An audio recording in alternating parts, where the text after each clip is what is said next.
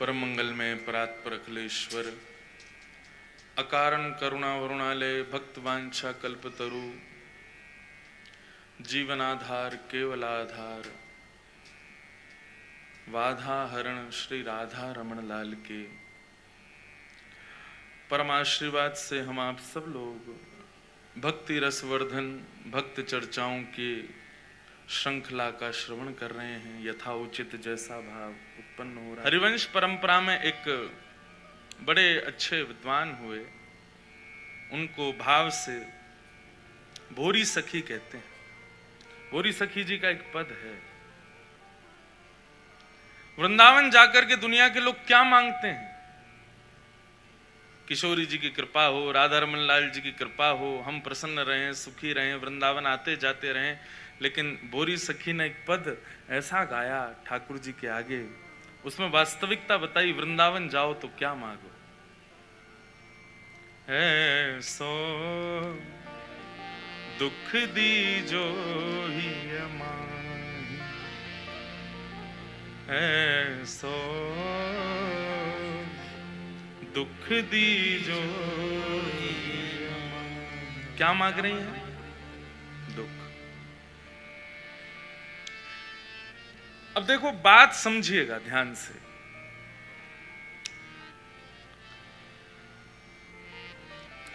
संसार के लिए यहां जो मांगा गया ना, वो सब दुख के समान है, पर एक वैष्णव के लिए वो सबसे बड़ी संपत्ति है। तो यहां दुख शब्द का प्रयोग सांसारिक लोगों के लिए किया है कि भाई जो हम राधा वल्लभ जी से मांग रहे हैं, राधा रमन जी से मांग रहे हैं, ये संसार के लोगों के लिए दुख है, पर वैष्णव के लिए इससे बड़ी संपत्ति नहीं है कोई। क्या चाहिए? कैसा दुख चाहिए? राधा वल्लभ लाल जी पूछ रहे हैं, कैसा दुख चाहिए बताओ? ऐसो दुख दीजो ही अमाही, ऐसो दुख दीजो ही। बिनु पद कंज छटा दृग देखे, बिनु पद कंज छटा दृग देखे, को सुहावे नहीं,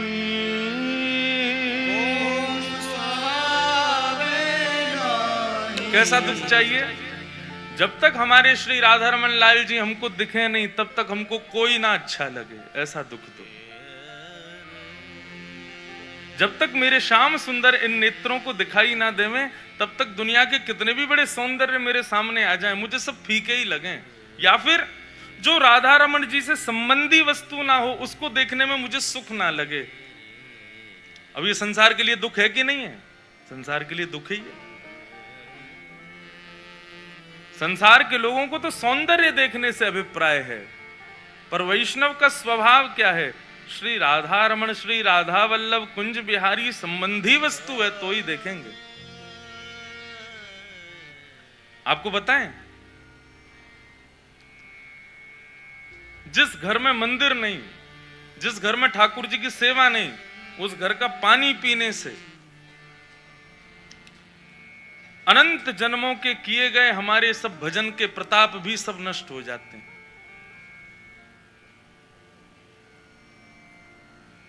श्री हनुमान जी महाराज लंका गए, लंका को देख करके रीझ तो गए, बोले बड़ी सुंदर है, लेकिन राम युक्त नहीं है, इसलिए इसका कोई अभिप्राय नहीं।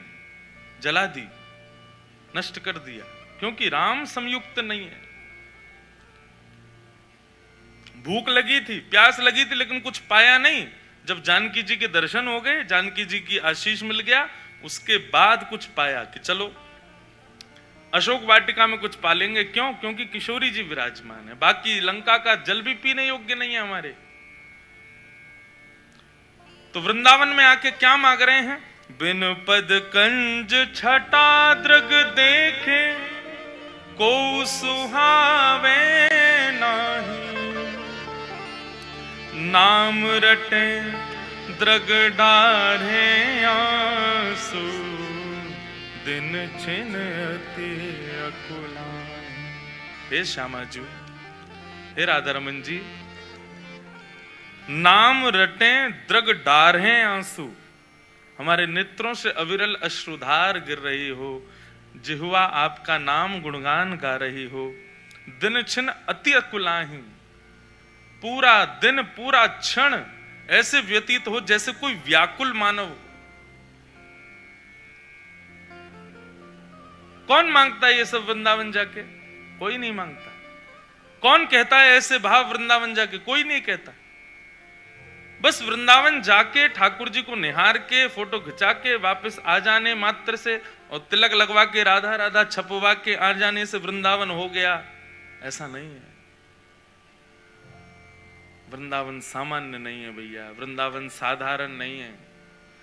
वृंदावन आने का मन बन रहा है, वृंदावन जाने का सौभाग्य बन रहा है, ये किशोरी जी की कृपा है।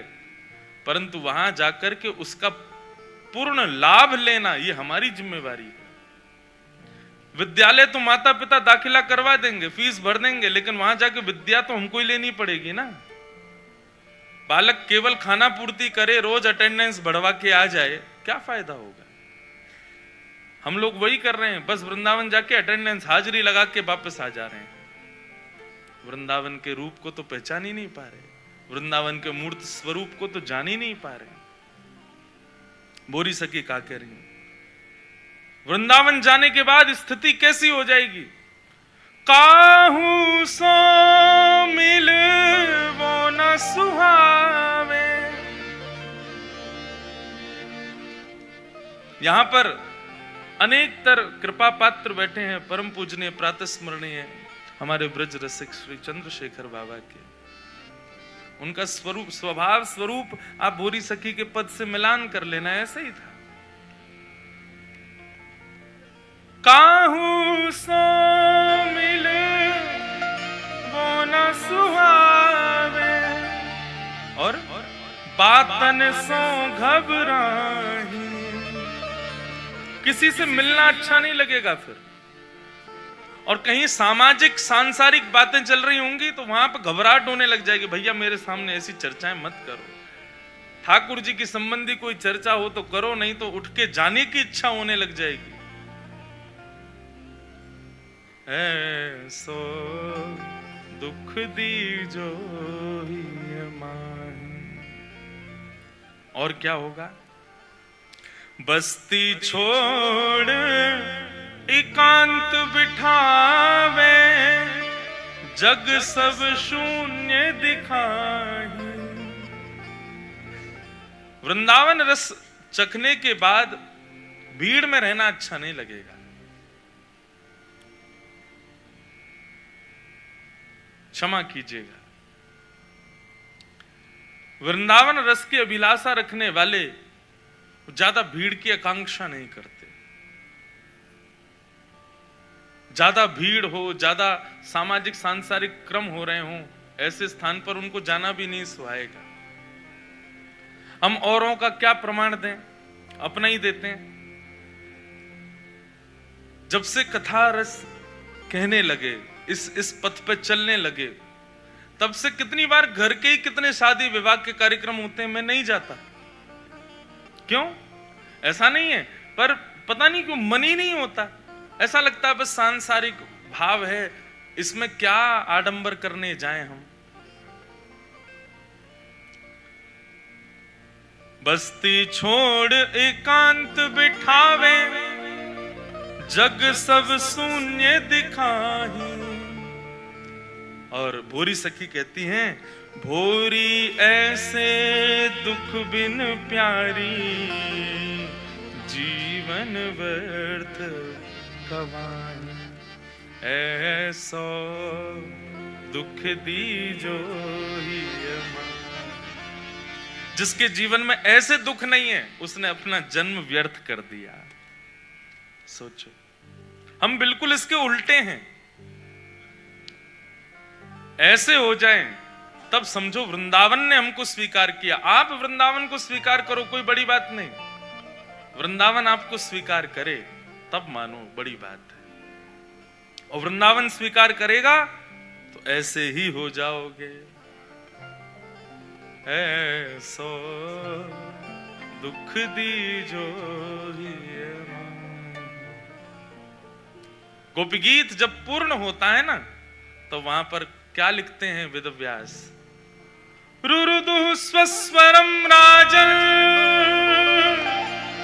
कृष्ण दर्शन लालसा।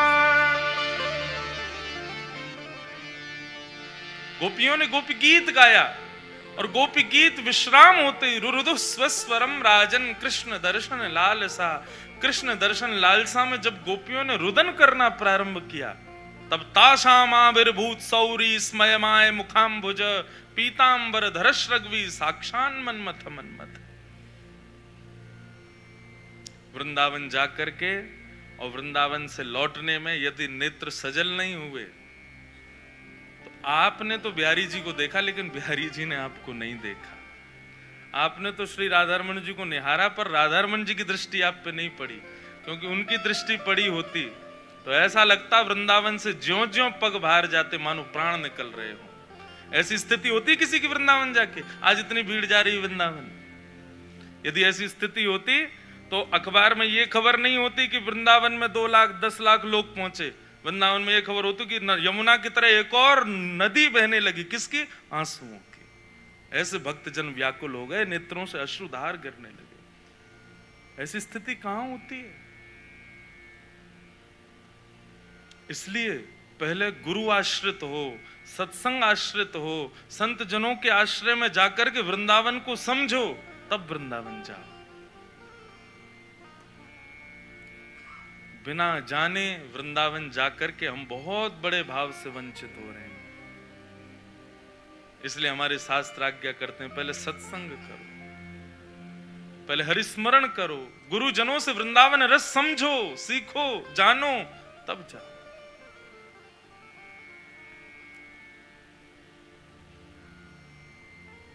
है सो दुख दीजो ये मान।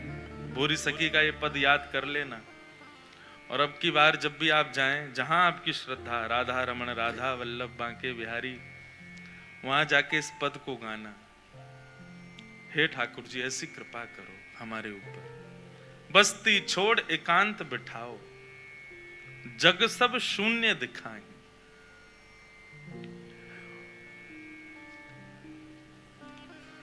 तो कल हम लोग 4 भक्तों के बारे में, 3 भक्तों के बारे में हमने सुना था, और उसमें अतिश्रेष्ठ भक्त जो चौथे भक्त हैं, उनके बारे में हमने कहा था कि हम आज बताएंगे।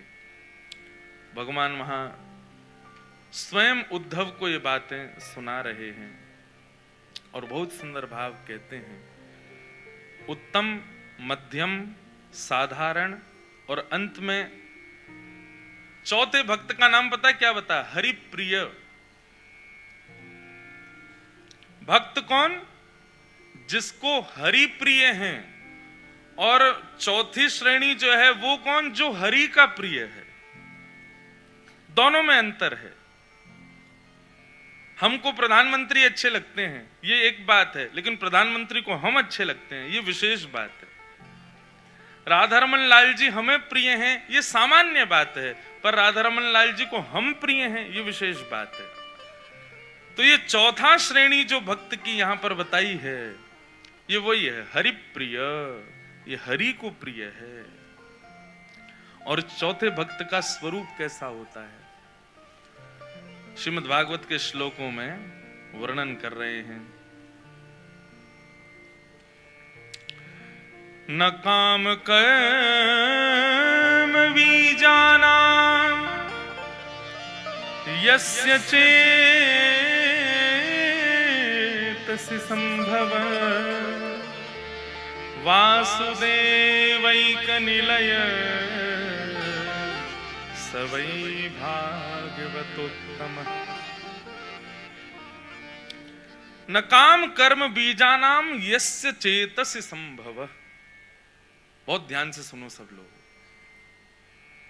वासुदेवैक निलय सवै भागवतोत्तमः। चैतन्य महाप्रभु कहते हैं, तृणादपि सुनीचेन। अपने आप को कैसा समझो? तृण से भी छोटा समझो। हमारी स्थिति कैसी है बंधु? तिलक लगा लें, गुरु आज्ञा से नाम जप करने लग जाएं। जो एक माला थी अब वो 5 हो गई, 5 से 11 हो गई, 11 से 21 हो गई, 21 से 51, 51 से 108 हो गई। परंतु ज्यों ज्यों माला का क्रम बढ़ता है त्यों तो अहम भी बढ़ने लग जाता है कि हम तो इतनी माला करते हैं। हमारी भक्ति ऐसी है, भक्ति का भी वर्धन होता है और भक्ति के संग संग भक्ति करने का अहम भी बढ़ जाता है। मैं भक्त हूं, यह भी एक सूक्ष्म अभिमान है। हम कितनी भी सेवा कर लें, कितनी भी कथा गा लें, कितना भी संकीर्तन कर लें, कितनी भी तिलक लगा के ठाकुर जी की मधुर सेवा कर लें, उसके बाद भी सदैव अपने आप को अचूक ही समझो। और यह स्थिति हमारी हो नहीं पाती। कई लोग कहते हैं महाराज जी हम कितना भी कर ले ठाकुर जी की सेवा, लेकिन पता नहीं तृप्ति सी नहीं होती। तो मैं कहता हूं ये बहुत बड़ा वरदान है आपको कि आपको तृप्ति नहीं हो रही। और ठाकुर जी से प्रार्थना करना कभी हो भी ना। जिस दिन तृप्त हो गए उस दिन सेवा छूट जाएगी। जिस दिन तृप्त हो गए, तृप्त होता कौन? मानी अभिमानी व्यक्ति तृप्त होता है। रसिक व्यक्ति कभी तृप्त नहीं हो सकता। और इसका प्रमाण श्रीमद् भागवत में प्रहलाद जी, प्रहलाद कथा सबने सुनी है, लेकिन एक बहुत छुपा हुआ रहस्य प्रहलाद जी कथा में। भगवान नृसिंह जब खंभ भेदन करके प्रकट हो गए और महाराज विशाल विकराल स्वरूप नृसिंह भगवान का, सत्यम विधातुम निज भृत्य वासितम व्याप्तिम च भूते स्वखिलेषु चात्मन अदृश्यतात्यद्भुत रूप मद्वहम स्तंभे सभाया न मृगम न मानुषम। ना ही मानव बन के आए और ना ही जानवर बन के आए, दोनों का मिश्रण बन के आए। और जब प्रकट होकर के भगवान ने युद्ध किया हिरण्यकश्यप के साथ, उसके बाद में जब हिरण्यकश्यप जब मर गया, नृसिंह भगवान के क्रोध का वर्णन किया गया है भागवत में कि पृथ्वी पर हर 2 मिनट में भूकंप आ रहे थे, इमारतें गिर रही थी, नदियों में तूफान आ रहे थे, काले काले बादल गरज रहे थे आकाश में। और पृथ्वी की स्थिति ये हो गई कि बस ठाकुर जी का क्रोध जरा सा भी तेज हुआ ध्वस्त हो जाएगी, रसातल में चली जाएगी, प्रलय आने वाला था। शंकर जी ने आके स्तुति की, ब्रह्मा जी ने स्तुति की, हनुमान जी ने स्तुति की, सब देवताओं ने आके स्तुति की। अंत तो गत्वा लक्ष्मी जी बोली मैं जाती हूं, हमारे पतिदेव है ना, हमको देख के शांत हो जाएंगे। ब्रह्मा जी बोले मैया आप ही जाओ। जैसी लक्ष्मी मैया गई, कहां बैठे हैं? बोले आगे से लेफ्ट टर्न लेना, फिर राइट लेना, सामने सिंहासन पर बैठे। लक्ष्मी बढ़िया सज धज के सुंदर गई। जैसे ही जाकर के देखा, सिंहासन के ऊपर में विशाल विकराल स्वरूप नृसिंह भगवान गर्जना करते हुए बैठे हैं, खून से संलप्त हाथ हैं, गले में अंतड़ियां पहन रखी हैं हिरण्यकश्यप की। एक संत बता रहे थे, वो लक्ष्मी पहले तो भयभीत हुई, तो भगवान ने जब लक्ष्मी को देखा तो बस इतना कहा इधर आओ। अब शेर यदि बोले इधर आओ तो धाड़की ही बोलेगा। जैसे ही कहा इधर आओ, लक्ष्मी जी को 2 पटक तो वहीं लगी, तीसरी पटक जाके सीधे वैकुंठ में ही लगी। कहने का अभिप्राय क्या है? शिव साधारण नहीं है, ब्रह्मा साधारण नहीं है, लक्ष्मी साधारण नहीं है, लेकिन नृसिंह भगवान को शांत नहीं कर पाया कोई। तब ब्रह्मा जी ने खंभ के पास खड़े हुए प्रहलाद को कहा तुम जाओ। प्रहलाद ने हाथ जोड़ करके भगवान की स्तुति गाई। ब्रह्मा दया सुरगुणा मुनयोथ सिद्धा सत्वहि कहतान वचयो वचसाम प्रवाहि। हे नाथ, ब्रह्मा आदि देवताओं जैसी अच्छी वाणी मेरे पास नहीं है। क्यों? प्रहलाद जी खड़े खड़े सुन रहे थे ना, कितनी अच्छी स्तुति गा रहे हैं ब्रह्मा जी, शंकर जी, सब लोग। बहुत सावधानी से सुनना। इस कथा में एक बहुत बहुत सुंदर बात हमको सीखनी है। सावधानी से सुनो। श्री प्रहलाद जी महाराज, तो प्रहलाद जी महाराज ने भगवान की स्तुति गाई। जो ब्रह्मा जी के स्तुति से शांत नहीं हुए, लक्ष्मी की स्तुति से शांत नहीं हुए, शंकर जी की स्तुति से शांत नहीं हुए, प्रहलाद के एक श्लोक बोलते ही भगवान का सारा गुस्सा ठंडा हो गया। तुरंत प्रहलाद को उठा करके अपनी गोद में बिठा लिया। और जैसे एक शेर अपने बालक को चाटता है ना, ऐसे भगवान नृसिंह अपनी जीभ से प्रहलाद को चाटने लगे। अब यहां तक कथा तो हम सबने सुनी है, परंतु जब भगवान की गोद में प्रहलाद बैठे हैं, तब दो बातें इतनी सुंदर वहां पर प्रहलाद चरित्र में होती हैं, सुनकर के मन आह्लादित हो जाता है। पहली बात तो भगवान पूछते हैं, प्रहलाद, शंकर जी डर के भाग गए, ब्रह्मा जी भाग गए, लक्ष्मी को भी मेरे रूप देख के इतना भय लगा, तुमको भय नहीं लग रहा हमारे रूप से? सबको भय लग रहा है, कोई मेरे पास आने को तैयार नहीं, और तुम तो इतने छोटे से बालक हो, तुमको मेरे रूप से डर नहीं लग रहा? प्रहलाद जी ने जो उत्तर दिया है ना भागवत में, प्रहलाद जी कहते हैं, नाथ, जब आप खंभ भेदन करके प्रकट हुए थे ना, आपके प्रकट होते ही मेरी दृष्टि आपके चरणों को देखने लगी।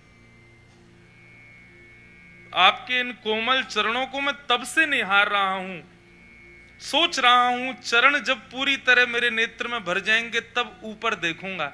मतलब जब से आप आए हो मेरी दृष्टि चरणों में ही है, मैंने आपका मुख देखा ही नहीं है कि आप कैसे बन के आए हो, मैं केवल आपके चरणों को देख रहा हूं। संचिंतयेद भगवतस् चरणारविंदम।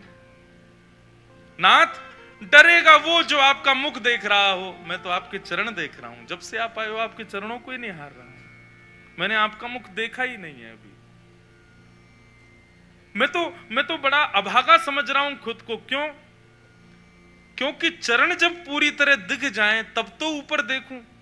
कितने सौभाग्यशाली सब लोग कि सबको आपके मुख दिख गए, मतलब सबने चरण बसा लिए अपने अंदर, तभी तो मुख देख रहे होंगे। लेकिन मेरे अंदर तो आपके चरण ही नहीं बैठ पाए अभी तक। भगवान ने ब्रह्मा आदि देवताओं से कहा, सीखो सीखो कुछ इस बालक से, अभी तक ये चरण ही देख रहा है मेरे। और फिर प्रहलाद जी कहते हैं, नाथ, जिनके चरण इतने कोमल हैं, जिनके चरण इतने मधुर हैं, उनका रूप कितना मधुर होगा।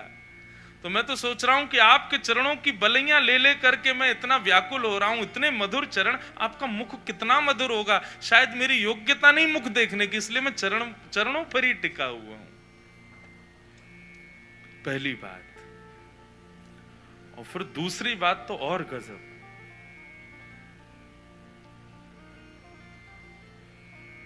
भगवान बोले, कुछ मांगो प्रहलाद।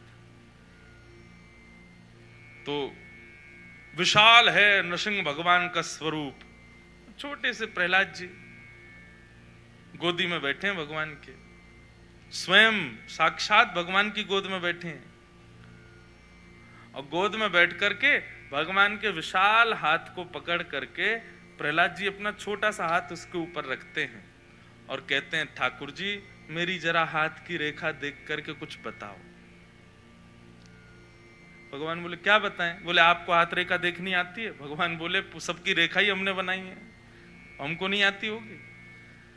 बोले, नाथ, तो एक काम कीजिए, मेरी हाथ की रेखा देखिए और ये बताइए कि मेरे अंदर आपके प्रति निष्काम भक्ति कब प्रकट होगी। जब ये प्रश्न किया है ना भगवान ने, जब ये प्रश्न किया है प्रहलाद जी ने, नृसिंह भगवान के नेत्र सजल हो गए। प्रहलाद,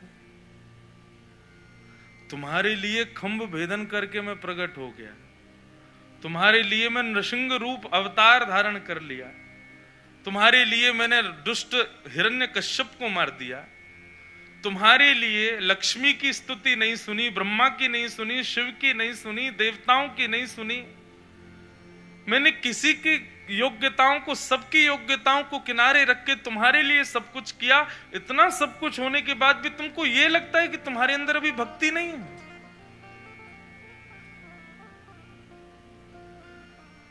ठाकुर जी ने कस के हृदय से लगा लिया प्रहलाद को। क्या सीख रहे हैं हम इस भाव से?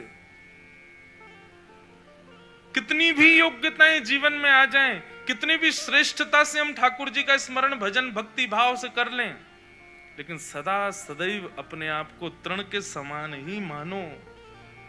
ठाकुर जी को वही प्रिय लगता है। मैं भक्त बन गया, मैं बहुत बड़ा वैष्णव हूं, इतना नाम जापक हूं, ऐसी एकादशी व्रत करता हूं।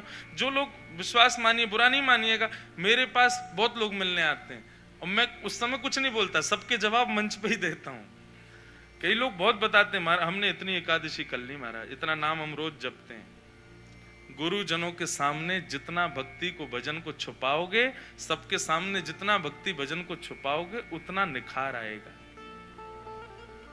इसको भक्तमाल जी में श्री नाभाजी महाराज कहते हैं अंतर्निष्ठ भक्ति। कौन सी भक्ति? छुपी हुई। रत्न का ढिंडोरा पीट दो कि मेरे कमरे में, अलमारी में, फलाने जगह ड्रॉवर में और जो है 2.5 करोड़ का एक हीरा रखा है, बता दो सबको, एक दिन चोरी हो जाएगा। इसलिए भैया भक्ति से बड़ा रत्न नहीं है कोई। श्री राधारमण लाल जी कभी स्वप्न में दिख जाएं, कभी उनका अनुभव हो जाए, कभी उनकी अनुभूति हो जाए, किसी से मत कहो, किसी को बताने की जरूरत ही नहीं है। रात में स्वप्न में ठाकुर जी, क्यों बताना किसी को? हमको ऐसी अनुभूति वृंदावन जाके हुई, क्यों कहना? हाँ, गुरुजनों के सामने साझा करो, गुरुजनों से जा बड़े संकोच के साथ कहो, उसमें हमारा यश बढ़े इस भाव से कभी मत कहो।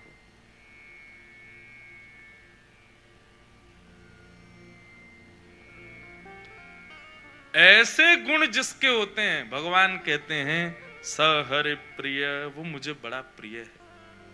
सब कुछ करने के बाद भी मैंने कुछ नहीं किया, ऐसा भाव रखता है। अति श्रेष्ठता से मेरी भक्ति करने के बाद भी सदैव अपने आप को तृण के समान समझे, मुझे बहुत प्रिय है।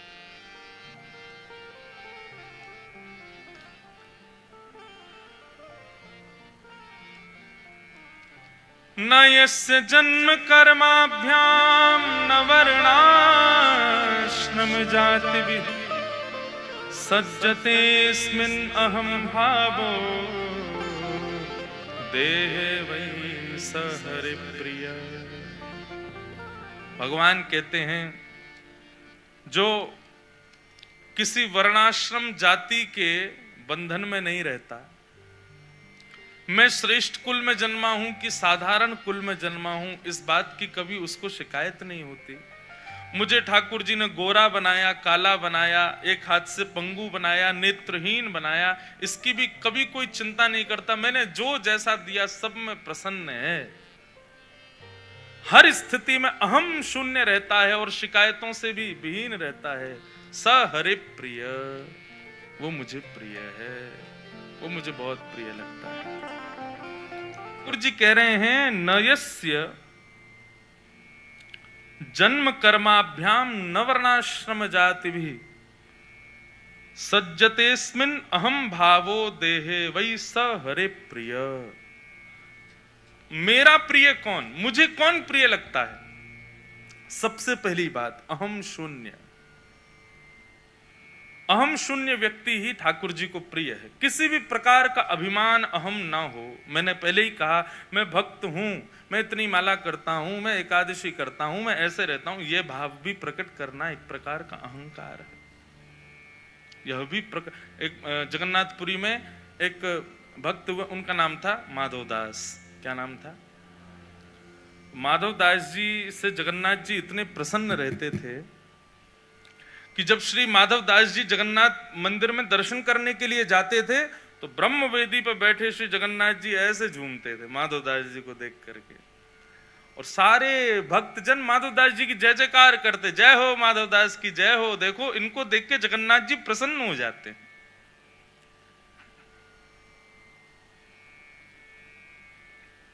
परंतु माधवदास जी को यह बहुत उचित नहीं लगता था माधवदास जी एकांत में जगन्नाथ जी से कहते, इतनी यश कीर्ति इतना सम्मान मुझे क्यों मिल रहा है? भगवान बोले, तुम्हारी भक्ति है इसलिए मिल रहा है।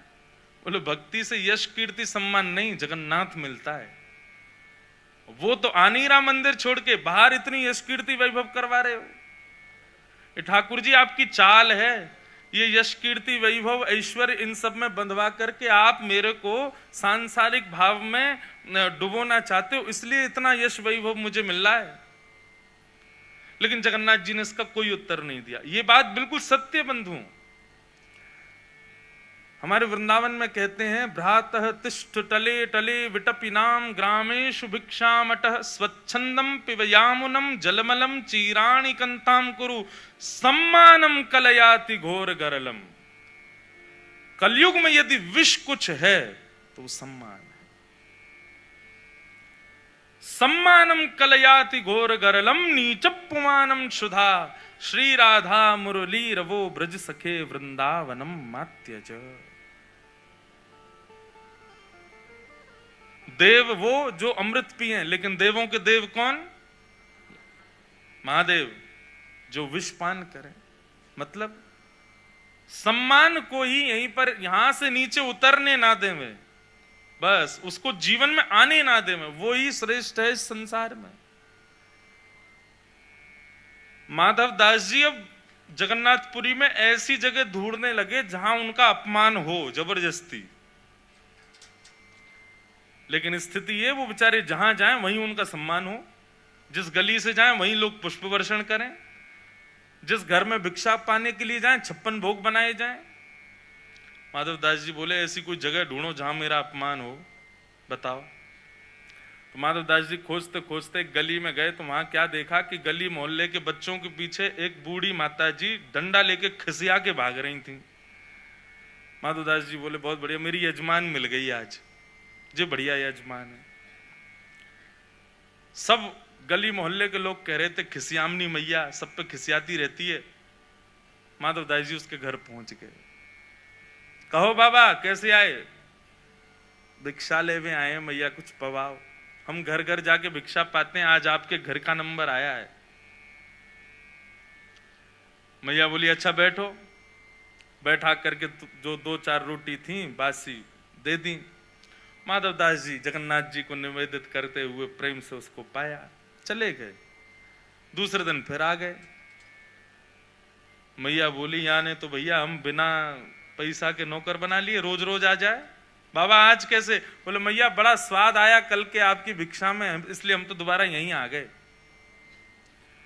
मैया भीतर गई, आज भी थाली लगाई, लेकिन आज किसी में नमक ज्यादा डाल दिया, किसी में नमक ज्यादा कर दिया, एक सब्जी में मिर्च ज्यादा झोंक दी कि मिर्च लगेगी नमक लगेगा, कल से बाबा नहीं आएगा। लेकिन माधव दास जी ने जैसे ही पाया वो समझ गए। बोले, मैया जबरदस्ती नमक नींबू और मिर्च डाल के लाइए ताकि मैं आऊं नहीं। कहो बाबा कैसी लगी? माधव दास जी बोले, मैया आज तो कल से भी ज्यादा स्वादिष्ट है। मैया बोली, ये बाबा ऐसे नहीं मानेगा। किसी बात से लड़ाई हो गई थी तो वैसी खिसिया रही थी, इतने में ही माधव दास जी तीसरे दिन फिर आ गए।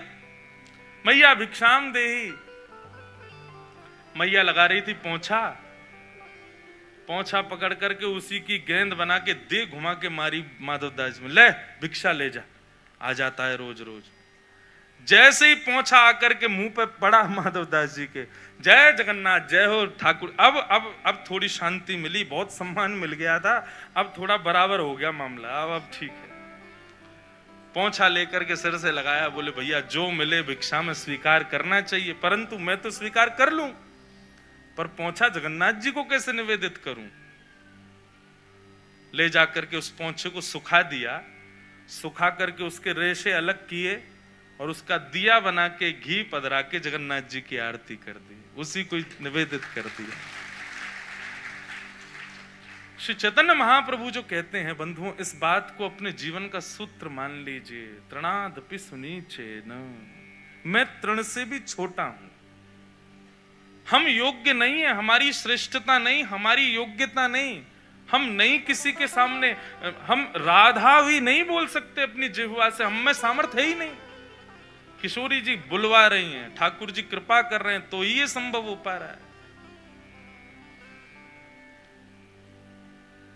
ऐसे अहम भाव से जो शून्य रहता है, भगवान कहते हैं स हरे प्रिय, वो मुझको प्रिय है। सब कुछ करने के बाद भी सदा तृण के समान स्वयं को समझे, वो मुझे प्रिय है। और यहां पे कहते हैं वर्णाश्रम जाति भी। देखो बंधुओं, वर्णाश्रम, जाति, प्रजाति, इन सब में हम बंधे इसलिए हैं, एक प्रकार से ये भी हमारे लिए चैलेंज है कि भक्ति भाव से इससे ऊपर उठ के दिखाओ। जात पात पूछे नहीं को, हरि को भजे सो हरि को। हम किसी भी वर्ण में, किसी भी जाति में हैं, अपने भक्ति प्रेम लक्षणा भक्ति से स्वयं का निर्माण ऐसा किया जाए, संत भी देख करके ये विचार ना करें कि ये कौन सी जाति का है, वो श्रेष्ठ ही है।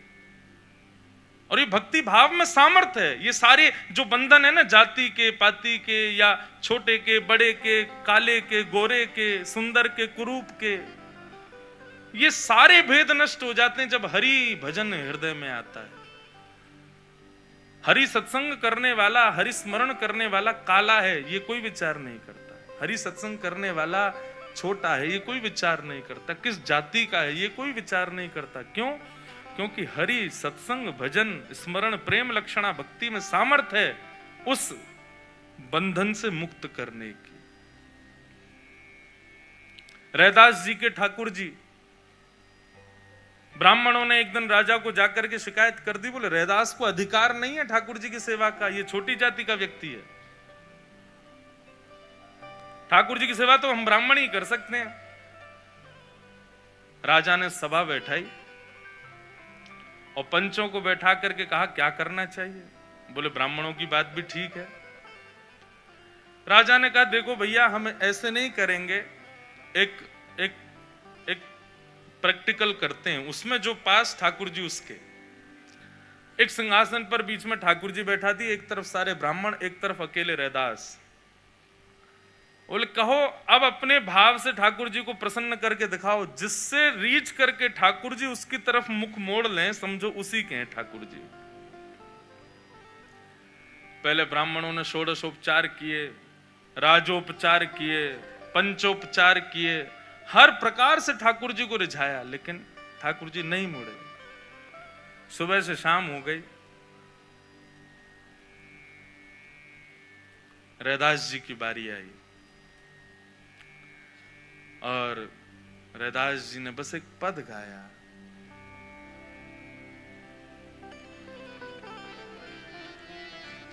जो तुम तोड़ो राम मैं ना तो सो प्रीत तोड़ना कौन संग जोड़ूं रे, जो तुम तोड़ो राम मैं ना तो। रैदास जी ने इस पद को गाया और कहा नाथ मेरे जैसे हजारों आपके लिए हैं, पर मेरे तो केवल आप। सब ही पहर एक ही आशा, मन क्रम वचन कहे रैदासा। रैदास जी ने जब ये पद गाया तो राजा ने तो कहा था ठाकुर जी जिसकी तरफ मुड़ गए उसके, लेकिन रैदास जी के इस पद में ऐसा भाव उत्पन्न हुआ कि ठाकुर जी की प्रतिमा चल करके आई और रैदास जी के गले में जाकर के चिपक गई रैदास जी से। राजा ने जब ये दृश्य देखा, जात पात पूछे नहीं को, हरि को भजे सो हरि को। हम जिस भी बंधन में, जिस भी दायरे में हैं, वो तब तक हैं जब तक प्रेम लक्षणा भक्ति हमारे भीतर नहीं है। जिस दिन आ जाएगी सब बंधनों से मुक्त हो जाएंगे, फिर कोई बंधन नहीं रहेगा।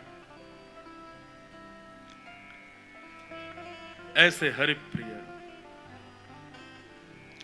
जिसको कोई अहंकार नहीं, कोई किसी भी प्रकार का अभिमान नहीं, जाति का, श्रेष्ठ कुल का कोई अहम नहीं। मीराबाई संतों के पास जाती और संतों से जाके पूछती आप पीले वस्त्र क्यों पहनते हो? बोले पीले वस्त्र पहनने से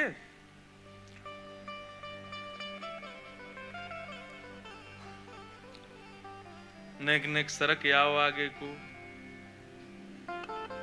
अब कहां तक करें, वो कह रहे हैं बाहर बहुत लोग हैं, ऊपर मंच पे ही बैठ जाओ हमारे पास आके। अब तो यही जगह बची है भैया, कुछ लोग इधर भी बैठ सकते हैं, यहां से भी सुननी तो है, अब कान में कहीं भी सुन ली हो भैया। नेक नेक आगे आओ, थोड़े थोड़े आगे आओ।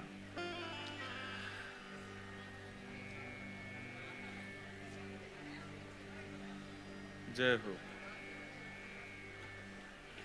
हिसार की भक्ति को प्रणाम है भैया।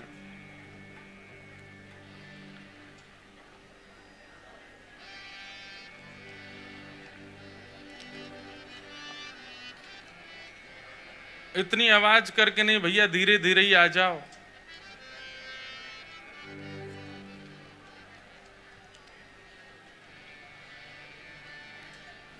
बोलो बाल कृष्ण लाल की जय, श्री राधा रमण लाल की जय।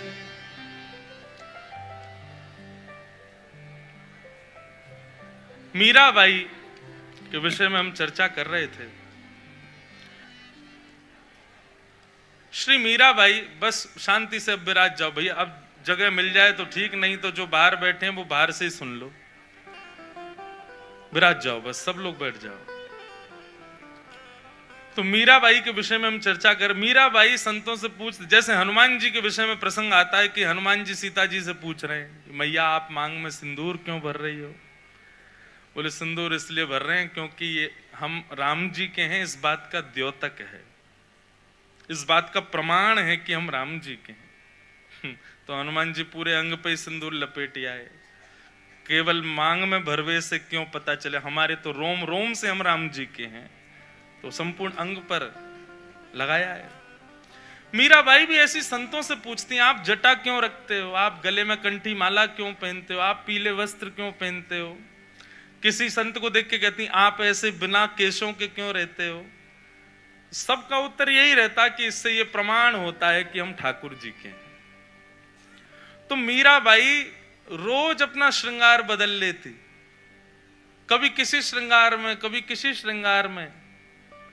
थी तो थी राजघराने की, राजकीय वस्त्र थे उनको पहनने के लिए, लेकिन नहीं,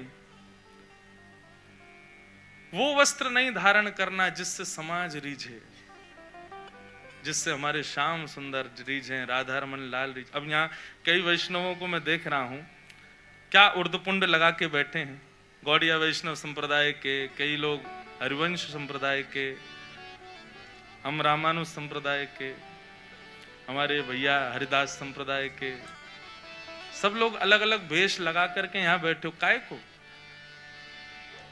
ये अलग अलग रूप, अलग अलग सबकी झांकी जो मुखाकृति है तिलक के द्वारा, ये आपने किसके लिए धारण की? आप ये धारण करके बाहर जाओ, हिसार चले जाओ, सिरसा चले जाओ, हापुड़ चले जाओ, ये बगल में कौन सी जगह है, कहीं भी चले जाओ, वहां के श्रेष्ठ लोग इससे रीझने वाले नहीं है। वो बल्कि पूछेंगे और ये क्या है भैया, ये ऊपर आपने लगा रखा है। स्वरूप, स्वभाव, वस्त्र, नियम, ये सब हमने इसलिए नहीं धारण किए ताकि समाज के लोग हमारी प्रशंसा करें, ताकि चार लोग ये कहें भाई देखो भक्त आदमी है, वैष्णव है, उनका बेटा कितना बढ़िया भक्त है, उनकी बेटी। इसलिए थोड़ी कर रहे हैं हम लोग, समाज प्रशंसा करे इसलिए भक्ति भाव, इसलिए भक्ति पथ नहीं है। सामाजिक प्रशंसा के लिए तो दुनिया भर के लोग कर ही रहे हैं सब काम, और भक्ति भी यदि उसी के लिए हो गई तो फिर भक्ति में और फिर सामाजिक क्रियाओं में फिर अंतर क्या रह गया? हाँ, हम इसलिए भक्ति कर रहे, इसलिए स्वरूप ऐसा है, इसलिए हमारा भजन, इसलिए भक्ति भाव है कि राधारमण जी प्रशंसा करें, कि वो रीझे हैं हमारे भाव से।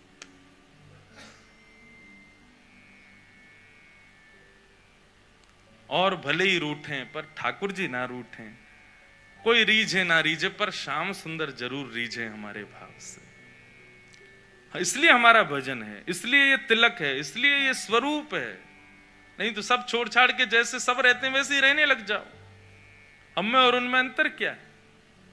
बस उनको रिझाने के लिए है ये सब। तो इस प्रकार ये 4 प्रकार के भक्त बताए बंधुओं, साधारण, मध्यम, उत्तम और हरिप्रिय। हम कौन से हैं? अधिकतर यहां जितने भी लोग बैठे और मैं भी उसमें इंक्लूडेड हूं, हम लोग मध्यम हैं, साधारण भी नहीं है। साधारण भक्त का क्या बताया था कि वो केवल ठाकुर जी की सेवा करता है, वैष्णवों से, भक्तों से उसको कोई प्रीति नहीं, पर हम लोग आपस में प्रीति रखते हैं, इसलिए हम साधारण नहीं है, मध्यम। करना क्या है? अब उत्तम बनना है, और उत्तम के बाद हरिप्रिय बनना है, ठाकुर जी का प्रिय बनना है। रस में और रास में अंतर केवल इतना ही है, हमें ठाकुर जी प्रिय लगे ये रस है, और हम ठाकुर जी को प्रिय लगे ये रास है। तो रस से रास के बीच का जो हमारा मार्ग है वही भक्ति है। पर कई लोगों को रस में ही सुख मिल जाता है कि हम उनके प्रिय, हमें ठाकुर जी प्रिय लगे, बस हमको तो इसमें चैन नहीं पड़ता। ब्रजवासी ने इतने भाव में चैन ना पड़े कि बस हम राधारमन जी हमें बढ़िया लगे, अरे हम बढ़िया लगने चाहिए राधारमन जी को, हम भी चोखे लगे राधारमन जी को, हमारो भाव भी प्रिय लगे उनको, उसके लिए भक्ति है, उसके लिए सब भाव है बंधु। रस में और रास में यही अंतर है। अपने भक्त के अनुपस्थिति के लिए ठाकुर जी व्याकुल हो जाएं, तब रास प्रारंभ होता है। ऐसी भक्ति जिसकी, वो हरिप्रिय है, वो हरिप्रिय। एक कथा भक्तमाल जी में आती है, एक भक्त थे, उनका नाम था धन्ना जाट। क्या नाम था? बड़ी मधुर कथा है धन्ना जी की। धन्ना जी की कथा ऐसे प्रारंभ होती है कि सामान्य से परिवार में धन्ना जी का जन्म हुआ। देखो, ये हरिप्रिय हैं, इनको हरि प्रिय थे, लेकिन इनकी भक्ति से फिर ऐसी स्थिति हो गई कि ये हरि को प्रिय लगने लगे। तो धन्ना जी के यहां एक संत पधारे, संत की शालिग्राम जी की सेवा। छोटे बालक जो होते हैं वो संतों को, या घर में कोई भी बड़े बुजुर्ग आए या कोई भी श्रेष्ठ जन आए, वो क्या करते हैं, कैसे करते हैं, मेहमानों को देखते हैं बैठ के। तो महात्मा जी अपने ठाकुर जी की सेवा करते और धन्ना जी जाके उनके पास में बैठ जाते। पहले जल से स्नान, फिर दूध से स्नान, फिर घी से, फिर दही से, फिर शहद से, पंचामृत स्नान करा के बढ़िया इत्र लगा के ठाकुर जी को उर्द पुंड तिलक लगा करके माला तुलसी पधरा के विराजमान कर दिया। धन्ना जी को इतनी अच्छी लगी ये सेवा, रोज बैठ जाते, पूरी रात रोते, अपनी माँ से कहते मैया ये सुबह कब होगी। क्यों? वो सुबह होते ही बाबा के पास जाऊंगा, उनकी सेवा देखूंगा कैसे करते हैं। बंधुओं देखो, भक्ति का बीजारोपण बाल्यकाल में ही होता है। छोटे जितने बालक उतनी ज्यादा उनको सत्संग, उनको संतों के सन्निधि में, भक्तों के पास ले जाना प्रारंभ किया जाए, उसका प्रमाण फिर आपको 25-30 वर्ष का जब वो होगा दिखेगा। जो बालक बचपन से कभी संत संग नहीं गए, कभी संतों की सेवा नहीं देखी, उनके जीवन में निश्चित ही भक्ति का अभाव रहता है। इसलिए बाल्यकाल से कौमार आचरित प्राज्ञो, भागवत में आज्ञा करते हैं भक्ति कब करनी चाहिए। बोले कौमार आचरित प्राज्ञो धर्मान भागवतान इह कुमार अवस्था। कुमार अवस्था किसको कहते हैं? लगभग भक्ति का प्रारंभ मतलब स्वयं नाम जप आदि करना, तो उसको कुमार अवस्था से कर देना चाहिए, 14-15 वर्ष की आयु से। उससे पहले क्या करे? प्रैक्टिस करे, माता पिता के साथ वृंदावन जाए, संतों के पास जाए, तब तो जाके 14-15 में भजन प्रारंभ करेगा। तो धन्ना जी रोज सेवा देखते, बड़े खुश होते। जैसे महात्मा का जाने का समय आया, धन्ना जी बिखर गए। कहां जा रहे हो आप? बोले बेटा अब हो गई हमारी सेवा पूरी, अब हम जा रहे हैं, फिर आएंगे कुछ साल बाद। धन्ना जी बोले तो आप चले जाओ, इनको छोड़ जाओ यहीं पे, ये ठाकुर जी यहीं रहे आए, मैं इनकी सेवा करूंगा।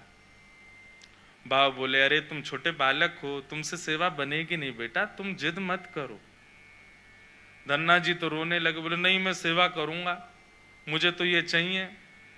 जैसे कोई वस्तु के लिए बालक जिद करता है, ऐसे धन्ना जी ठाकुर जी के लिए जिद करने लगे। माता पिता परेशान, महात्मा अलग परेशान, क्या करें। और इतना रोवे कि महाराज पूरा घर अधर कर दिया, मोहल्ले वाले तक इकट्ठे हो गए। क्या हो गया, बोले धन्ना जी के महात्मा जी जा रहे हैं, उनके ठाकुर जी मांग रहा है धन्ना। अब किसी में ये हिम्मत भी नहीं कि महात्मा सिंह कहते हैं दे जाओ। और कोई वस्तु हो तो ये भी कह देते हैं लोग, दे जाओ चलो हम दूसरी दे देंगे। ठाकुर जी की बात है भैया, कोई अपनी सेवा कैसे दे सकता है। धन्ना जी इतने रोए, सिर पटक पटक के रोने लगे छोटे बालक। महात्मा बोले बड़ी विडंबना, ठाकुर जी रक्षा करो, क्या करें।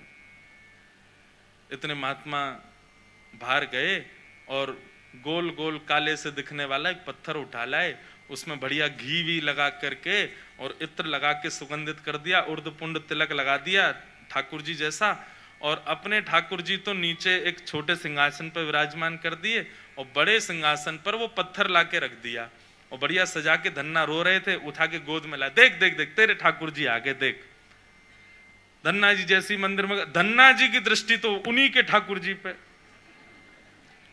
यही चाहिए। महात्मा बोले लाला देख, ऊपर सिंहासन पर बड़े ठाकुर जी बैठे और नीचे छोटे ठाकुर जी बैठे। वो बड़े वाले जो हैं वो तो हैं राजा ठाकुर, और ये छोटे वाले जो नीचे बैठे हैं ना, ये सिपाही ठाकुर।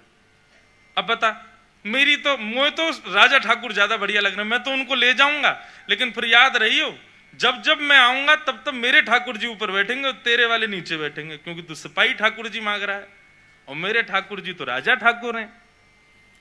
अब बालक को उस भाव से समझाया तो धन्ना जाट, नहीं मैं तो राजा ठाकुर लूंगा, आप ले जाओ सिपाही को। सिपाही ठाकुर जी के रूप में उनके निज ठाकुर जी थे। बाबा बोले अब ठीक है। घर वालों ने भी प्रणाम किया, जय हो महाराज जी, बड़ी आपने बुद्धि युक्ति लगाई। सबको लगा कि कंटक छूट गया, लेकिन यहां तो अब भक्ति प्रारंभ हुई थी धन्ना जी की। देखो ठाकुर जी की सेवा के लिए जो व्यवस्था की प्रतीक्षा करते हैं, ठाकुर जी की सेवा के लिए अनुकूल समय की प्रतीक्षा करते हैं, उन लोगों के लिए प्रमाण है ये कथा।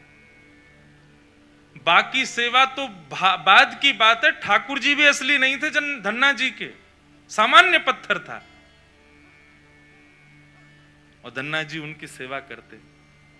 रात भर मैया से कहते, मैया पूजा की सामग्री मंगाओ ना, मुझे ठाकुर जी की सेवा करनी है। मैया कहती सुबह मंगा दूंगी, सुबह पीछे पड़ जाते, शाम को मंगा दूंगी, शाम को पीछे पड़ जाते, सुबह मंगा दूंगी, रोज टाल देती। एक दिन धन्ना जी अनशन पे बैठ गए, नन्हे से, भोजन नहीं करें, दूध नहीं पीवे, पानी नहीं पीवे। अब तो ये कि रात में सोए भी नहीं, मैया से बस ये कहें पूजा की सामग्री मंगाओ, पूजा की सामग्री मंगाओ। मां ने सहज भाव से कह दिया, तेरे ठाकुर जी और तू इनका सेवक, सामग्री मैं क्यों लाऊं, अपने आप कर व्यवस्था।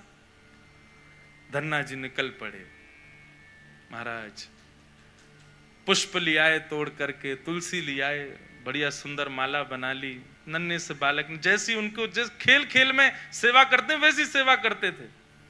ठाकुर जी को तिलक लगाना है, कहां से तिलक लावे, तो बाहर गए, एक ईंट फूटी पड़ी थी लाल लाल, उसी ईंट को लाए, पानी में घोल घोल के घिस घिस के उसी से तिलक बना दिया। ईंट को घिस करके उसका तिलक श्री ठाकुर जी को लगाया। ऐसी सेवा करने लगे, अपने संगी रखें, अपने संगी सुलामें, संगी मतलब खेल खेल की सेवा थी केवल। घर वालों को लगता था कि भैया दुनिया के लोग खिलौने से खेलते हैं, हमारा धन्ना जो है ये पत्थर को ही भगवान समझ के खिलौना इनसे ही खेल रहा है, बड़ा होगा तो बुद्धि आ जाएगी।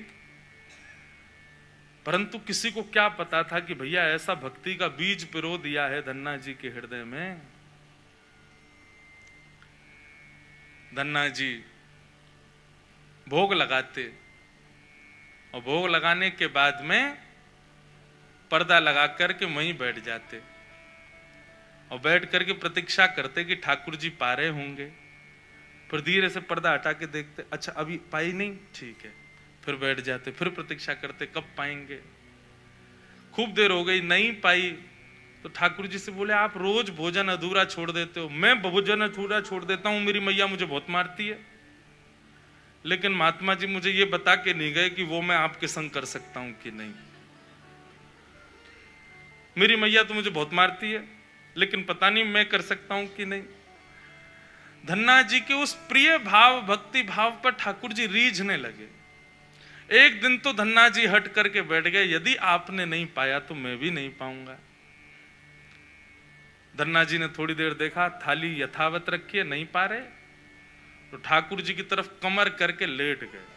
तो ठीक है, तो आज मैं भी भूखा सोऊंगा। इतने में ही जैसे उंगली को कोई जोर से चाटे तो चट चट आवाज आती है ना, ऐसी चाटने की जोर जोर से आवाज आने लगी। धन्ना जी बोले ये चप चप खा कौन रहा है, और ये ऐसे चटकारे ले ले करके कौन उंगली चाट रहा है। जैसे ही पर्दा हटा करके देखा तो नील माधव भगवान बैठ करके धन्ना जाट की उस थाली में से प्रसाद पा रहे थे। दर्शन किए जब श्याम सुंदर के, मोहित हो गए। ऐसा नील वरण ठाकुर जी का कटाक्ष नेत्र, बढ़िया सुंदर घुंघराले केशों की गूंद बना करके उसमें मोर पंख लगा रखा है। जैसे धन्ना जाट छोटे, वैसे ठाकुर जी भी छोटे से नन्हे से गोपाल जी आ गए। और जैसे मानो पूरे हाथ में सान लेते हैं ना सब्जी छोटे बालक, ऐसे ठाकुर जी ने माखन मिश्री और सारी सब्जी सान रखी है और खूब प्रेम से चाट चाट करके पा रहे हैं। धन्ना जाट बड़ा प्रसन्न हो गया, बोले आप तो बड़े प्यारे हो, आज आप प्रत्यक्ष मेरे सामने आ गए। ठाकुर जी धीरे धीरे अब धन्ना जाट के सखा बनने लगे। धन्ना थोड़ा बड़ा हुआ, गऊ चराने, बछड़ा बछिया चराने जाता तो अपने शालिग्राम, जो शालिग्राम थे ही नहीं, सामान्य पत्थर थे, उनको सजा धजा के बढ़िया अपनी जेब में धर के ले जाता। रास्ता भर उनसे बात करता, नीचे वृक्ष के नीचे बैठ करके ठाकुर जी, अब कोई नहीं है ठाकुर जी प्रकट हो जाओ, तो ठाकुर जी प्रकट हो जाते, धन्ना के साथ प्रेम से पाते। बंधुओं देखो इस कथा से क्या समझ में आ रहा है, धन्ना जी के भीतर ऐसा कौन सा गुण है जिस पर ठाकुर जी रीझ रहे हैं? दीनता। कल हमने एक सूत्र लिया था भक्ति में, अविचार। भगवत भक्ति में विचार नहीं करना है, जो करना है सो करना है। मन में बात आ गई तो बस ठाकुर जी को प्रस्तुत होनी चाहिए, पहला सूत्र। भक्ति का दूसरा सूत्र है दीनता। जितने सीधे, जितने दैन्य, जितनी दीनता में ठाकुर जी की भक्ति में रहोगे, ठाकुर जी उतने प्रसन्न रहेंगे। जितने चतुर बनने का प्रयास करोगे ठाकुर जी के सम्मुख, उतने ही ठाकुर जी दूर भागेंगे। जितना हो सके दीन रहो। ठाकुर जी की भक्ति में किसी भी प्रकार की चतुराई नहीं होनी चाहिए। दीन। धन्ना जी उन्हीं ठाकुर जी को लेकर के चले गए। ठाकुर जी आज बोले धन्ना तू तो मेरी बड़ी सेवा करे, पर मेरा भी मन करे कि मैं भी तेरी सेवा करूं। सब लोग इधर देखो, कथा सुनो। धन्ना जी बोले ठाकुर जी ये उचित नहीं है, आप भगवान हो, आप एक ईश्वर तत्व हो, आपकी सेवा हम करें अच्छा लगता है, पर आप हमारी सेवा करो ये कहां की शोभा है। ठाकुर जी बोले नहीं धन्ना हम तो तुम्हारी सेवा करेंगे, हमें बताओ हम क्या करें। और भैया ये भक्ति, ये भक्त भगवान वाली बात थोड़ी है। यहां तो सखा हैं, आप हमारे सखा हो, हम आपके सखा। सखा तो आपस में मिल बांट के सब काम करें। बता भैया धन्ना हम क्या करें। धन्ना जाट बोले तो फिर एक काम करो, आप हमारी गैया चराओ। ठाकुर जी बोले ये तो हमारे जन्म जन्म को काम है, ये तो हम बड़ी निपुणता से करेंगे। और बंधुओं यही होता, धन्ना जाट अपने घर से गैया लेके जाता और वन में जाकर के ठाकुर जी को जैसे ही बाहर पधराता, इतने में वृक्ष के पीछे से ठाकुर जी आ जाते और ठाकुर जी कहते धन्ना अब तू जाके आराम कर, हम गैया चरा देंगे। और सारी गैया ठाकुर जी चराते, शाम का समय जब होता तब धन्ना जी जाते और जाके ठाकुर जी को दोबारा अपनी जेब में रख के गैया लेके आ जाते। एक दिन वो महात्मा आ गए जो धन्ना जी को वो पत्थर दे के गए थे। जैसे ही घर पे आए तो धन्ना जी लेटे थे। महात्मा आके बोले, और बताओ भाई धन्ना, सब ठीक? अरे गुरुजी आए, गुरुजी जय हो, गुरुजी प्रणाम आपके चरणों में। और बताओ वो कहाँ हैं तुम्हारे राजा भगवान? बोले भगवान तो गैया चरावे गए हैं अभी, ये समय तो गैया चराने का है ना, गैया चरावे जामे वो रोज। महात्मा बोले देखो कुछ भी बोलता है, ये अभी बालक ही है, छोटा ही है अभी। माता पिता ही बोले कहाँ बताएं, ऐसी या की सोच है, गैया ने छोड़ आवे पता ना कहाँ, शाम को ले आवे उन्हें। अरे गुरुजी ये लोग मानते नहीं है मेरी बात। भाई सब लोग विराजमान हो जाओ बस, हाँ बैठ जाओ। क्या बता रहा था मैं? हैं? हाँ गैया चरावे जावे। गुरुजी बोले तो फिर वो शिला कहाँ है जो हमने तुमको दी थी? बोले उन्हीं की तो कह रहा हूं गुरुजी, वो गैया चराने गए। गुरुजी बोले ये तो कुछ भी कह रहा है। नहीं नहीं गुरुजी आप विराजो, मैं आपको एक एक बात बताऊं। और उसने सारी बातें बताई, ठाकुर जी कैसे चटकारे लेके भोजन करते हैं, क्या क्या उससे बातें करते हैं, कैसे उसके संग खेलते हैं, कैसे उसकी पिद्दी पे चढ़ जाते हैं, वो ठाकुर जी की पिद्दी पे चढ़ जाता है। ऐसा मधुर भाव वो प्रस्तुत करे और गुरुजी बैठ के सुनते जाएं। बोले कि इतनी बड़ी बड़ी बातें झूठ में तो नहीं बोल सकता। बोले गुरुजी मुझे पता है, माता पिता की तरह आप भी मुझ पे भरोसा नहीं कर रहे हो, आपको नहीं विश्वास, चलो मैं दिखाऊं आपको। अभी मेरे ठाकुर जी गैया चरा रहे हैं। गुरुजी को लेकर के वन में गया तो वन में गैयाएं चर रही थी। बोले कहाँ है तेरे ठाकुर जी? अरे देखो वो दोहरी गैया के पीछे पीछे हाँक रहे हैं, वाकू पीछे पीछे चल रहे हैं वाक्य, देखो ठाकुर जी दिख तो रहे। गुरुजी बोले हमको नहीं दिख रहे। धन्ना जी दौड़ के ठाकुर जी के पास गए, बोले मेरे गुरुजी आए हैं, उनको दिख जाओ। भगवान बोले उनको नहीं दिखेंगे हम बस तुमको ही देखेंगे, तुम्हारे सखा हैं तुमको दिखेंगे, सबको थोड़ी दिखेंगे। अरे भैया ऐसा मत करो। क्यों? बोले आपको और मोको एक दूसरे से मिलवावे वाले तो गुरुजी हैं। गुरुजी यदि मुझको नहीं देके जाते आपको तो आप मुझे कैसे मिलते? मेरे गुरुदेव हैं, इन्होंने ही तो मुझको दिया था आपको। ठाकुर जी रीझ गए, पुनः पुनः धन्ना को हृदय से लगाए, इसकी भक्ति ऐसा भाव। इतने में ही नील माधव नीलमणि ठाकुर जी प्रकट हो गए। और जैसे ही प्रकट हुए दूर खड़े गुरुदेव के एक एक रोम बिलखने लगा, रोने लगे और धन्ना के चरणों में प्रणाम किया। बोले हम सच्चे शालिग्राम से प्रकट नहीं कर पाए, तूने सामान्य पत्थर से प्रकट कर दिया ठाकुर जी को। हम अष्टयाम सेवा से प्रकट नहीं कर पाए और तूने सामान्य पत्थर घिस घिस के तिलक लगा के प्रकट कर दिया ठाकुर जी को। हम 56 भोग पधरा करके ठाकुर जी को प्रकट नहीं कर पाए, तू बेसर की रोटी खवा के ठाकुर जी को चटकारे दिलवाता है। हम यहां ठाकुर जी से प्रार्थना करते हैं कभी त्रिभंग लली से सीधे लली भी बन जाओ, न पूरे दिन यूं ही खड़े रहो, दर्द है जाता होगा, हाथ में ने हाथ सीधे कर लो। तू ठाकुर जी से गैया चरवा रहा है अपनी। धन्य है धन्ना तेरी भक्ति को। बंधुओं ठाकुर जी को ऐसे प्रिय भाव अच्छे लगते हैं।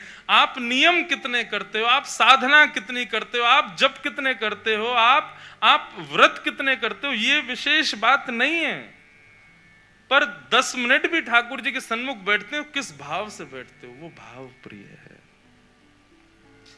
ठाकुर जी भाव का सेवन करते हैं। इतनी कथाएं सुनने के बाद भी, वृंदावन जाने के बाद भी, ऐसे संकीर्तन करने के बाद भी, तिलक लगाने के बाद भी यदि भाव प्रकट नहीं हुए तो कैसी भक्ति हमारी? समय व्यर्थ मत करो फिर भक्ति के पथ पर आके। अनुभूति हो, ठाकुर जी के ऐसे भाव प्रकट हों, तब हमारी भक्ति श्रेष्ठ है, तब हमारा तिलक लगाना श्रेष्ठ, हमारा एकादशी व्रत रखना श्रेष्ठ, हमारा गुरु मंत्र का जाप करना श्रेष्ठ। केवल नियम तक सीमित मत रहिए कि बस हमको नियम पूर्ण करना है, अपना हो गया काम, बस माला जपी छोड़े चल दिए काम को। नहीं, एक बात कहें, भक्ति में थोड़े हठीले बनो, ठाकुर जी से थोड़े थोड़े हट करो। नाथ, इतनी आयु होती जा रही है, हम बड़े होते जा रहे हैं, कब मिलोगे आप? बस 24 घंटे यूं ही बैठे रहोगे? हमको इससे सुख नहीं है। हमारे लिए तो आपको कुछ लीला तो करनी पड़ेगी, कभी कभी करो हट। सब भक्तों ने हट किया। आजकल लोग भक्त हट ही कहां करते हैं ठाकुर जी से। हाँ, हट करते हैं। किस बात का हट कर रहे हैं? काय को व्रत कर रहे हैं, हाथ में कपूर लेके बैठे हैं, हमारे पति के काम नहीं चल रहे, उसका हट कर रहे हैं। बच्चे हमारी सुनते नहीं, उसका हट कर रहे हैं। घर में विपत्तियां आ गई, इसका हट कर रहे हैं। कभी श्याम सुंदर हमसे रीझ हैं, इस बात का हट नहीं करते। हम इतने योग्य ही नहीं कि हम उनकी सेवा कर सकें। इसलिए प्रातः काल जब ठाकुर जी को उठाएं, ठाकुर जी श्रृंगार करें, उस समय भाव कि हम यशोदा मैया, और यशोदा के भाव से लाला को अपनी गोद में विराजमान करो। मेरो ही लाला है, मुंह कोई तैयार करनो है, उसी भाव से भोग लगाओ। तब सहचरी भाव, सखी भाव, ये लाल जी तेरे पैया लागू, भोजन करो प्रेम से। इसी भाव से कंवल ठाकुर जी को पधराओ। और रात्रि जब शयन कराओ तो हम श्री जी तो बन ना सकें, लेकिन हमारे हस्त कमल में श्री जी के समान कोमलता आ जाए। हे श्री जी, लाल जी को आप शयन कराओ। उसी भाव से इत्र की सेवा, उसी भाव से सेज तैयार, और उसी भाव से ठाकुर जी को शयन। फिर देखना आपको अनुभव होगा कि लाल जी अब सेवा स्वीकार कर रहे हैं। धन्ना जी जब बड़े हो गए ना, तो थोड़े से ज्ञानी हो गए। अब उनका सीधापन, जो अबोधता थी उनके भीतर, वो धीरे धीरे कम होने लगी। अब उनको पता लगने लगा कि भैया मैं ठाकुर जी को ऐसे जेब में नहीं रख सकता, मैं ठाकुर जी को ऐसे कहीं भी नहीं बैठा सकता, मैं ठाकुर जी को ऐसे ही कहीं भी लेके नहीं जा सकता, ठाकुर जी की थाली में बैठ के नहीं पा सकता। तो धीरे धीरे उन्होंने, जैसे जैसे उनको पता लगता गया, तो धीरे धीरे उन्होंने सेवा का प्रणाली जो बचपन से चली है वो बदल दी। अब वो इस भाव से सेवा करने लगे कि ये भगवान है। और इसका परिणाम क्या हुआ बंधुओं, कि जो ठाकुर जी लीला करते थे वो धीरे धीरे लीला समाप्त होने लगी। अब ठाकुर जी प्रकट नहीं होते, अब ठाकुर जी धन्ना के साथ घूमने नहीं जाते, गैया नहीं चराते। देखो, लाला को जब भगवान मान लिया तो फिर ठाकुर जी भी भगवान ही बन गए। मैं अपनी कथाओं में कहा करता हूं, भगवान शब्द में एक दूरी रहती है ठाकुर जी से। इसलिए कोई संबंध हो ठाकुर जी से, कोई भी एक संबंध स्थापित करो। भगवान मान लेते हैं तो एक तो भय आता है कि ये भगवान है, दूसरा एक दूरी बन जाती है ठाकुर जी से। अयोध्या में एक वशिष्ठ गोत्रीय ब्राह्मण, उन्होंने कथा में सुना कि राम जी के गुरु जी का गोत्र वशिष्ठ था, नाम वशिष्ठ था, उसी गोत्र में हमारा जन्म हुआ है। तो मंदिर में जाते और जाकर के राम जी को देख के सब प्रणाम करते, वो आशीर्वाद, खुश रहो राघव, सदा प्रसन्न रहो, मेरे चेला राम तुम चिर जियो। मंदिर के सब लोग देख के कहते कि तो पागल आदमी, देखो ठाकुर जी को प्रणाम नहीं करता है, आशीर्वाद देता, खुश रहो। सबने खूब समझाने का प्रयास किया, परंतु ठाकुर जी के प्रति उनका जो भाव था वो तो था ही।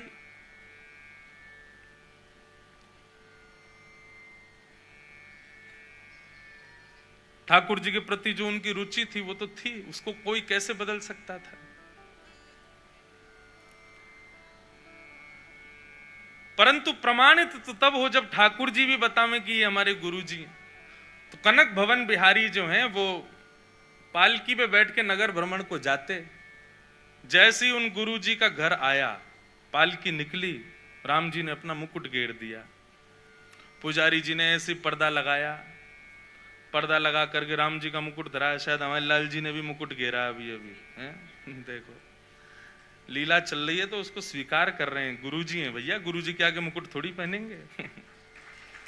तो ठाकुर जी ने मुकुट घेर दिया, राम जी ने। पुजारी जी लगे मुकुट धराने, खूब प्रयास किए मुकुट नहीं धारण करें। इतने में ही वो अपने घर की छत पे आके खड़े, क्या हुआ, ये पालकी रुक क्यों गई? अरे ठाकुर जी का मुकुट गिर गया। बोले पहनेगा भी नहीं, गुरु जी के घर के सामने से जा रहा, मुकुट पहन के थोड़ी जाएगा, चेला हमारा। सब लोग बोले क्या पागल आदमी बताओ, यहां पे भी अपनी बात सिद्ध कर रहा। बोले तुम लोग नहीं मानो, राम जी मानते हैं। और बंधुओं पता है आज तक अयोध्या में इस लीला को भी सैकड़ों वर्ष हो गए, आज भी ठाकुर जी पालकी में जाते हैं और उस स्थान पर आके आज भी ठाकुर जी का मुकुट गिर जाता है। क्यों? गुरु जी का घर है। संबंध आप एक बार स्थापित करो, निभाएंगे ठाकुर जी। फिर हम ये भी नहीं कह रहे कि आप निभाओ, आपसे निभेगा भी नहीं, संबंध बना भर लो, बस निभाने की जिम्मेवारी ठाकुर जी की है। लेकिन यहां तो धन्ना जी के मन में आ गया ये भगवान है, और जैसे ये भाव आने लगा तो ठाकुर जी अपनी लीलाएं कम करने लगे।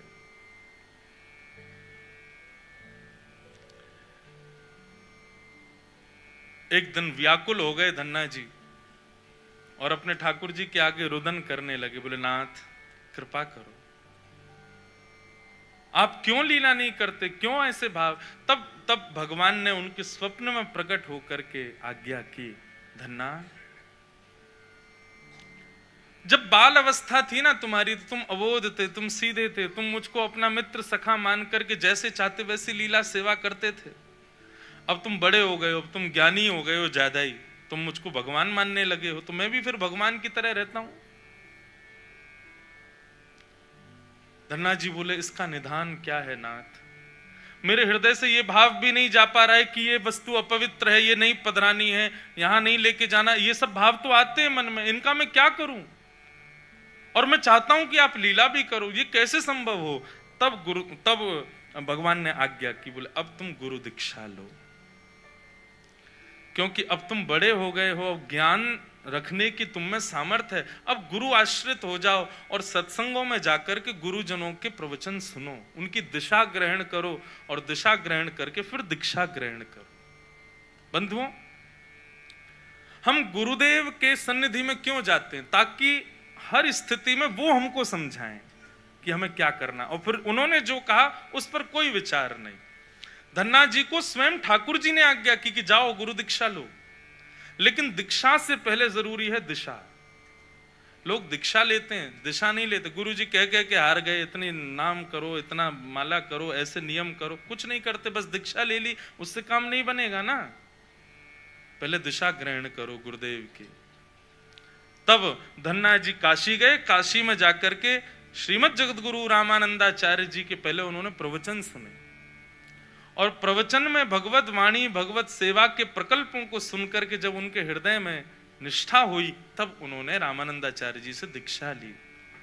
और दीक्षा लेकर के जब वो आए तो गुरुदेव के प्रवचनों से उनका जो अज्ञान था वो नष्ट हो गया, और फिर से ठाकुर जी की लीला प्रारंभ हो गई, फिर से ठाकुर जी प्रकट होने लगे, फिर से ठाकुर जी उनके साथ सब सेवा करने लगे।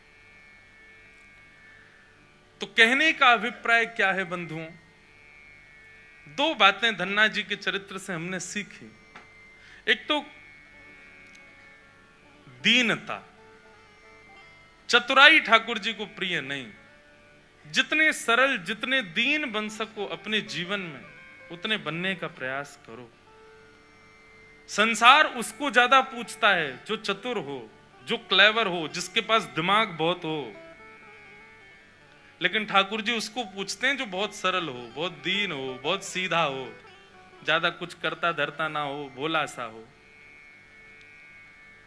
ज्यादा चतुर लोगों को ठाकुर जी पूछते नहीं। ठाकुर जी के बने रहो तुम संसार के। हमारे पूज्य पिताजी महाराज के गुरुदेव अनंत श्री विभूषित श्री रामानुज प्रपन्नाचार्य गुरु जी, उनके विषय में मलुकपीठ वाले महाराज जी एक बार बता रहे थे, बहुत विद्वान थे, उनको भागवत का सचल विग्रह कहा जाता था वृंदावन में, चलती फिरती भागवत। हमारे पिताजी के गुरुदेव, उनके विषय में महाराज जी बता रहे थे, एक बार बहुत बड़ी सभा हुई वृंदावन में, भारतवर्ष के सब संत पधारे, और उस सभा का अध्यक्ष बनाया पूज्य गुरुदेव भगवान को, रामानुजाचार्य जी को। अध्यक्ष मतलब मंच पर जितने भी संत आएंगे सबका स्वागत सत्कार, और सबके उद्बोधन के बाद अंतिम उद्बोधन उनका होगा, और वो जो कहेंगे उसी निर्णय पर सभा पहुंचेगी। ये अध्यक्ष का दायित्व, सबसे बड़ा दायित्व। पर हमारे गुरु जी कैसे बेचारे सीधी सरल सी धोती पहनते, सामान्य से वस्त्र धारण करते, दीनहीन से रहते, हाथों से तिलक लगा लेते, बिल्कुल सरल स्वभाव उनका। सामान्य सी पादुका पहन करके आ गए सभा में। वहां सभा में भारतवर्ष के सब संत आए थे, हजारों की तादाद में भीड़ बैठी थी। आने में बेचारे थोड़े से लेट हो गए, विलंब हो गया। तो जैसे ही मंडप में प्रवेश करने लगे तो उनका नाम उच्चारण मंच से हो रहा था। परम पूजनीय प्रातः स्मरणीय श्री रामानुजाचार्य जी महाराज, जो आज की सभा के अध्यक्ष हैं, वो मंच पे आ जाएं। गुरु जी बेचारे हमारे आने का प्रयास तो कर रहे, दो चार महात्माओं ने डांट फटकार के उनको बैठा दिया। यहीं बैठो, कहाँ जा रहे हो, आगे भगे जा रहे हो, भीड़ इतनी हो रही है। तो हमारे गुरु जी वो बेचारे पीछे चप्पलन में ही बैठ गए। सभा के अध्यक्ष वहीं बैठ गए, वहीं बैठे बैठे पूरी सभा सुनते रहे। सब लोग बार बार घूम घूम के जाएं, बोले कि रामानुजाचार्य जी नहीं आए अभी तक, अध्यक्ष नहीं आए, समय निकला जा रहा है।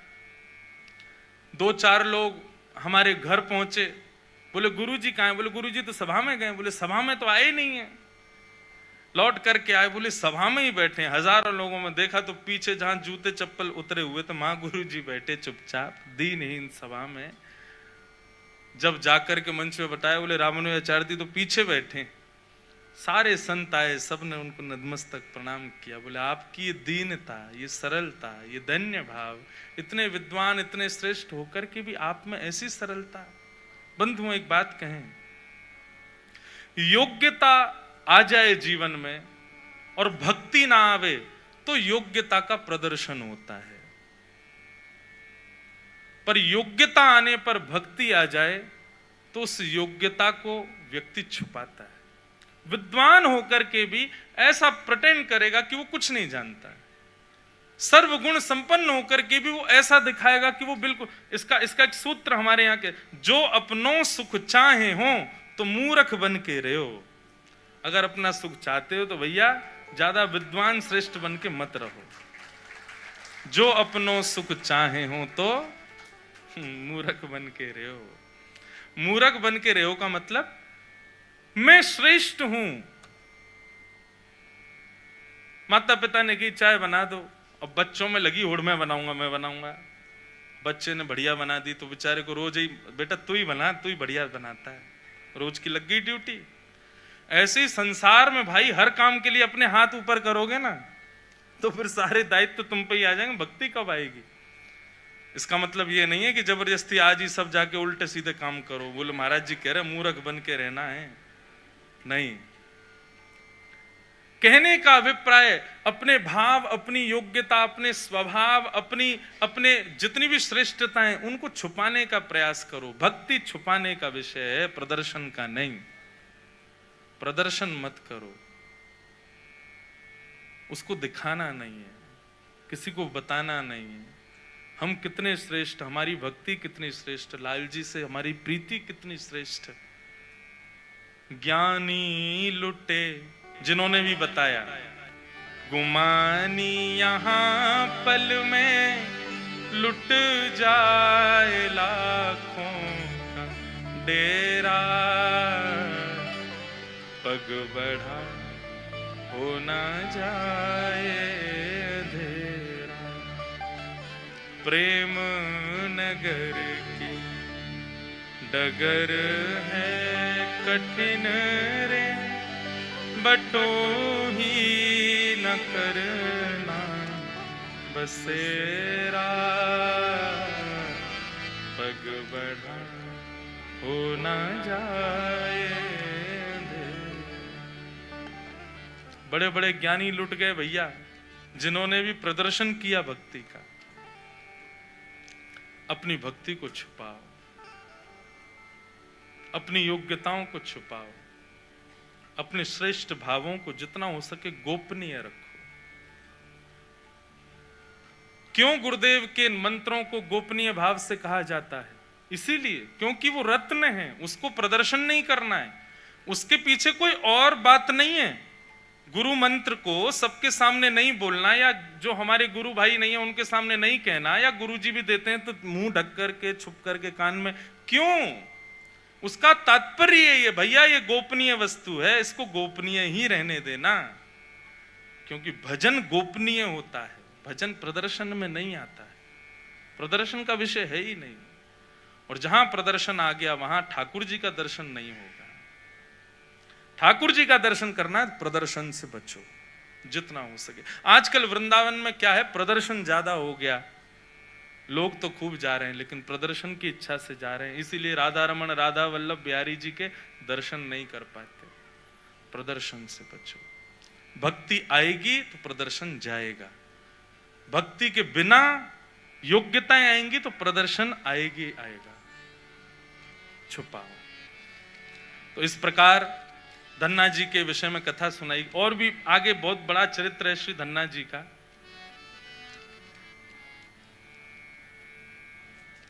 ऐसे धन्ना जी के इस भाव से हमने दीनता सीखी, दैन्य सीखा। जितना दीन बन सको उतना प्रयास करो दीन बनने का। तो पहला सूत्र भक्ति का, भक्ति भाव में सोचना नहीं है, और दूसरा सूत्र दीन बन के रहना है, सरल बन के रहना है। बस यही भक्ति के कुछ सूत्र हैं। भागवत में एक भक्त और हैं, उनका नाम है वृत्रासुर। इनकी भक्ति भी बड़ी सुंदर है। प्रयास करेंगे, कल विश्राम है इस मंगल में सत्संग का, तो कल विश्राम सत्र में वृत्रासुर की भक्ति और श्री जयदेव महाप्रभु का मंगल प्रसंग सुनाएंगे, जिन्होंने गीत गोविंद जैसा महाकाव्य लिखकर के श्री जगन्नाथ जी को अति रिझाया, अति आनंदित कर दिया। ऐसे जयदेव महाप्रभु और श्री वृत्रासुर, इनके प्रसंगों को हम कल के भाव में सुनेंगे। बंधुओं, आज श्री गिरधर लाल जी विराज रहे हैं और बड़ी अनुग्रह करके हमारे सामने आज श्री कृष्णदास भैया जी भी पधारे हैं।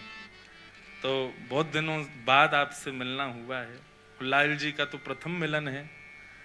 तो भाव है कि आज के मंगल में, उत्सव के विश्राम में हमारे दिव्यदास भैया एक पद से ठाकुर जी को रिझामें और हमारे कृष्णदास भैया भी ठाकुर जी को अपने मधुर भाव से रिझामें। हम आप सब लोग उसका आनंद रस स्वादन पान करें, ऐसी भावना है। बाकी फिर जैसे आप सबका भाव बने उस हिसाब से ठाकुर जी को आनंद कराएंगे। तो आओ 2 मिनट हरिनाम संकीर्तन करते हुए फिर आज के उत्सव को विराम देते हैं और भैया का सुंदर भाव ठाकुर जी के प्रति जो भी उद्गार होंगे श्रवण करेंगे।